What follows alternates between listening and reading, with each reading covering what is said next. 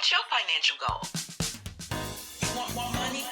Turn what you know into dough. Start hanging out with the people who have it. You create wealth on your own terms. It is not only your rights, but your duty to build wealth. You are fiscally fabulous. It's time to enjoy your legacy. You're listening to Fiscally Fabulous with Dr. Teresa R. Martin, Esquire, a podcast that aims to provide you with the tools, guidance, and encouragement you need to build your wealth, enjoy your wealth, and leave a lasting legacy.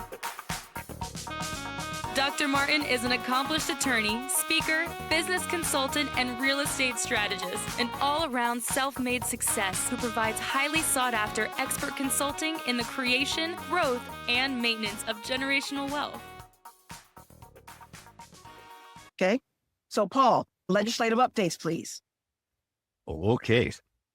Now, I don't want anybody to think I'm bitter or a sore loser, but I've been following the last two administrations for the last 8 years. So I've got some issues that will go more into detail for the first real talk in the end of the month. But there are some things that I want to talk about and update people so that people can understand like what's about to happen in the next 10 days. Just today, the new regime was on Capitol Hill. They were talking about what they plan to do in their first day and the first thing they're going to do, they have like already planned 100 executive orders that they're going to do. Two of those executive orders that they previewed was the reinstatement of Title 42 and the reinstatement of Schedule F. Title 42 was the executive order that was the justification for shutting down the southern border. So anybody who's applying for asylum, they have to stay in Mexico until their case is decided. And Schedule F is the reclassification of a lot of these civil servants, the people who actually run the government. Do you ever think about how a country can actually wipe out their entire leadership team and put in place a new team and still have the country still function? It's because of the people who actually stay within the administration in various bureaus who stay there and maintain that continuity. But those people now will be subject to being hired and fired at will and being replaced by people who will just project for loyalty to the regime and not so much for their expertise. So that's something that we'll have to keep an eye on. The second thing that I want to talk about is we had this big drama in December about the federal budget. The federal budget only got approved through March. So there's going to be a big push to get that extended for the rest of the year. So there's a lot of spending discussion that's going to happen. And one of the big spending things that's going to happen even before that is they're going to have to raise the federal debt limit again. So why is it that federal law says that they have to, once they hit a certain level of federal debt, that they have to get approval to raise that debt limit again? And we're going to be very close to that. The new administration wants to suspend the debt limit for application for 4 years because they want to totally blow up the budget. And I'll go a little bit into that.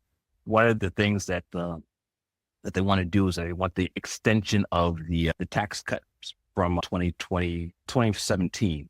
Those are set to expire this year, but they will be somehow extended. So that's projected to add another $7 trillion. So why is that important to us as investors? Problem is that U.S. government already has they're running a deficit of $36 trillion. So now we're talking about adding another potential $7 trillion on top of that. The only way that we can actually keep paying our bills is that Treasury has to send money or make money, bonds available on the bond market in order to generate the income to keep the government running. So if investors start losing faith in the U.S. government, that means that it's going to be harder and harder to finance this debt and makes it even harder to do spending. So that means that there's going to be even more potential spending cuts coming down the line. So to me, the tax cuts, I'm calling it the trickle down theory, which is a pickup from the Reagan years from the 1980s. Essentially, they're giving the tax cuts to the wealthiest people under the premise that they are going to create jobs for everybody else. But we know in past practice, what they actually do is they'll take that money, pocket it, and for corporations, they will actually use that money to buy down their stocks so they can actually control their stock prices a little bit more and not have those activist investors come in and challenge the corporate group.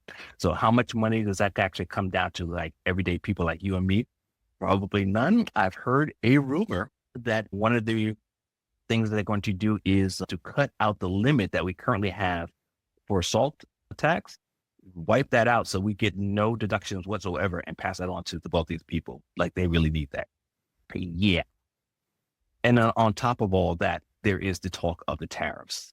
So with tariffs on paper, actually is a tax on imports. So a lot of countries actually apply tariffs to goods that are being made outside the country. And technically, yes, the company that actually imports the goods pays that tax. But what they will do is they will pass those raised costs back onto the consumer. So expect to pay more costs. So anybody who thought prices were going to go down, inflation was going to go down, that's not happening. And what's bad about the tariffs is like a lot of the things that we rely on as home investors, lumber, appliances, they will now have an extra tariff tax applied to it that we're going to have to pay for. So anybody who's purchasing actual real estate and is going to turn over from either buy and hold or a rental property, it's going to be more expensive to actually turn those properties around and get them up to speed. And worst thing is this is probably going to create a global economic war based on tariffs. Fiscally fabulous, fiscally fabulous. Lifestyle business is money. How can I make them work for me? Lifestyle business is money. How can I make them work for me? That's when I call Dr. Teresa and tell her I need her. The financial mistress can help you build your businesses. So my hunch is, and we'll see this in the next couple of months, I think that the interest rates will come down because not for the right reasons, but interest rates will come down because the economy is going to slow down. So what's also going to contribute to slow down is the immigration policy that they're going to wrap into this gigantic bill. One of the problems with they're going to round up all these people. Now, they haven't said how they're going to do this, but I've seen estimates range that the cost of rounding up and deporting a lot of the people who are here as either migrants, undocumented, is somewhere between 88 billion to 133 billion. And the problem is a lot of those folks take on the jobs and professions that we actually need that Americans don't generally tend to fill. So I'm talking about construction. I'm talking about nursing. And because this country is getting old, because without the influx of people coming in from other countries, about 25 to 30% of this country now is over 50 years old. So they're ready to retire or go to greener pastures. And they're not contributing to some of the programs that we need younger people to be involved in, like Social Security, like Medicare, the affordable health care. They're not there to contribute into that. So we're going to see some potential issues with funding for those programs. So let me just finish up with what's going on with housing. So the current administration didn't really communicate anything about what their plans for housing. I've heard their big plan is once we start deporting people who currently are in their houses, that they'll open up the inventory for housing. And that's not a plan that I would like to rely on for future growth, but there is a big deficit in how many affordable housing units that are out there. So what we're going to do as part of the legislative community is we're going to do more lobbying on the state and local level. So there is a lot of things going on at the state level that we can just ignore the federal level and let those folks fight for the funding. In New York State alone, there is something I found out over the holiday break. There is a downtown revitalization initiative that's actually been going on for about 4 or 5 years now. And New York State has actually been sending money to the economic zones within the state to help communities either revitalize their downtown or do some type of investment in the community to make people want to actually move into these communities and make the community more viable and give something back to the community. So we have that on the state level, and on the city level here locally in New York City, they got the approval to do the purchase of the city of, not the purchase, but the implementation of the city of Yes. And what the city of Yes is a package of different zoning properties, of laws that will rezone properties so we'll actually have higher density building and also lower the restrictions barriers for building up new properties. One of those initiatives also includes minimizing the requirements for parking. And I don't know if you knew this, but anytime you build a new property put up a new development in New York, you had to have a parking spot for every single unit. So they want to reduce that because clearly in New York City, people don't drive as much or own automobile. So there's that need to have an automobile for each unit not an automobile, but a parking space didn't seem to make much sense. So these are some of the things that we're going to explore, inform people of, and also give people more information about how they can actually get into properties and not at the top level, because prices are still going up. So we're starting to see a little bit of a gulf in between what people can afford and the prices of properties out there. But there are other options to get property, such as purchasing properties through land banks. So if you don't know what a land bank is, you better come to the real talk. For many women entrepreneurs, the struggle is real. We arose becoming stronger with every fight. Wealth is what we built from that together. A wealth of resources, a wealth of knowledge, and a wealth of powerful businesswomen. When you are ready to achieve financial freedom and become fiscally fabulous, call. It will not be wealth that empowered your success. It will be this call. EnjoyYourLegacy.com, 646-437-7139. And with that, I'm going to go poison my liver with some alcohol as I get ready for the next 4 years. All right. Does anybody have any questions for Paul, who always goes over this stuff intently? So does anyone have any questions of Paul? Good evening, everybody. Paul, do you think that new City of Yes proposal is really good for the city, especially we that live in the boroughs besides New York City? I do. I think it's because we have no parking now, and the city just is not friendly to. I don't think they're friendly to the residents. They just seem to offer more and more perks and advantages to the developers. They don't think about the city people. so true. And one of the things the state did was like they tried to bring back a version of the 42J. J51? For the investors, the developers to come in and give them incentives to come in and build properties. But what's good about the City of Yes is it does encompass all 5 boroughs. So it's making funding available, and zoning restrictions are being lessened to encourage people to actually develop properties. So you might not be able to develop in Manhattan, but now Queens, parts of Queens, especially once you start getting outside into the 2 zone areas, that's something that can be developed. Parts of the Bronx can be developed, especially as you start getting north, closer to the Westchester County line. There is like opportunity there.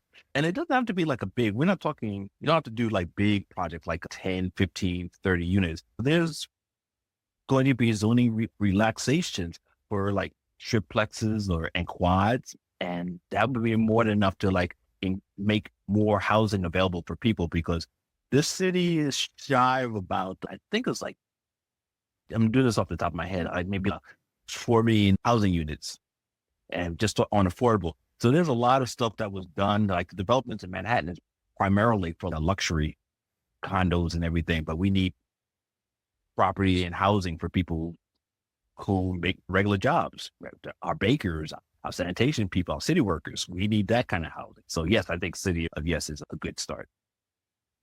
Okay, thank you. You're welcome. Question. And any other questions? Marcia, you have any other questions for Paul? Does anybody have any questions? I was thinking, for people that have basements, did the City of Yes have any specifications as to making basements livable? People that own 2 families, etc., could, or even 1 families. I know there's a lot of 1 families with a complete separate entrance. Did they mention that in the City of Yes proposal? They might have. I know that one of the things that they put in was the ADUs, so development of ADUs, especially for people who have a lot of property, so they could actually put that separate unit up there. Now, there was talk of doing a separate policy revamp of the converting basements legally, so that people make sure that there's like specifications for basement conversions to make sure they meet the legal standards of what a livable apartment is, so that we don't have the issues that we had a few years back where we had like that torrential rain and we had all that flooding in Queens and people died because they only had the one exit out and no windows. So there is that part. So I don't know if they put that in as part of the city. Yes, it could be in there. I forgot to go back in and look at what the final legislation is, but I think that was the basement conversion was a separate program that they were working on. And hopefully they've actually merged it into the City of Yes program because it makes a lot of sense. Thanks again. You're welcome. When life gives you lemons, draft a business plan, call your girls, and build an empire of lemon-inspired beverages. Because a real investor understands that in these times, you have to have more than one gig. It's not simply lemonade anymore, boss ladies. Nothing happens until you decide to change your life. But when you do, make more than just lemonade. Oh, and do it in great company. Call us today and build your empire. So good stuff. Good stuff. The biggest thing with what Paul talks about as far as legislation. So let's just say that you live in New York, but you invest in Florida, or you live in Florida and you want to invest in North Carolina, right? So understand that legislation is legislation. So what we talk about is you would need to bring something that is really perplexing to you in your market, either that you live or that you're investing, so that we can actually help you and bring answers to you regarding that, right? So that's going to be really important for you to understand because you need to know where you need to go. One of the biggest things that we do as investors, people are dipping their toe in it, but they're not really in it, right? They heard something and they think this would be a great idea or whatever. But if you're going to be in the game of real estate, whether you are a real estate salesperson, an agent, a broker, or an investor. So let me tell you who we are.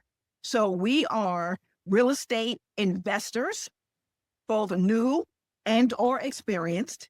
We are also business owners who are diversifying into real estate. And we are investor agents. Investor agents are those real estate agents who invest themselves and who also represent real estate investors. That's who we are, right? So our community are that. So if you have no interest in real estate, you don't touch real estate, then this is not the community for you. But we are all things real estate. But a lot of times people are not coming from seminars. They just want to throw off some of their revenue or profits into real estate. And so they're business owners with daycares, restaurants, and things of that sort that happen to be investing in real estate. So we have a lot of people across different states that have different reasons. This has been Fiscally Fabulous with Dr. Teresa R. Martin, Esquire. If you would like to learn more on how you can build generational wealth and leave a lasting legacy, go to www.enjoyyourlegacy.com and be sure to subscribe. Thank you for listening. Until next time.